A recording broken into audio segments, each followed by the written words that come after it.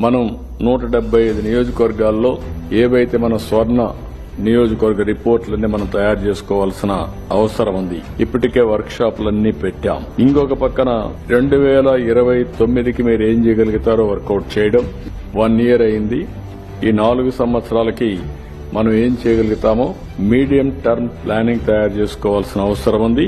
దీనికోసం మీ అందరి జిల్లాల్లో చూస్తే జిల్లా మినిస్టర్ ఆధ్వర్యంలో చైర్మన్ కింద, కలెక్టర్ ని ఎగ్జిక్యూటివ్ చైర్మన్ కింద పెట్టి, ఇంకో పక్కన ఎగ్జిక్యూటివ్ వైస్ చైర్మన్ కింద ఎంపీని కూడా పెట్టి అందరిని ఇన్వాల్వ్ చేసి జిల్లా లెవెల్లో మనం ఒక ఆర్గనైజేషన్ క్రియేట్ చేసుకున్నాం. అదే మరి కాన్స్టిట్యున్సీకి వచ్చే కొద్దికి ఎమ్మెల్యేని, అదే మరి జిల్లా ఆఫీసర్ని ఒకరిని, ఆ టెరిటోరియల్లో ఉండే ఎమ్మెల్సీలు గాని, అక్కడుండే ప్రజాప్రతినిధులు కొంతమందిని, ఇంకొక పక్కన అక్కడుండే ఇంపార్టెంట్ ఆఫీసర్స్ ని వీళ్ళతో కలిసి ఒక 9 మెంబర్ టీం కూడా మీకు ఇచ్చాం.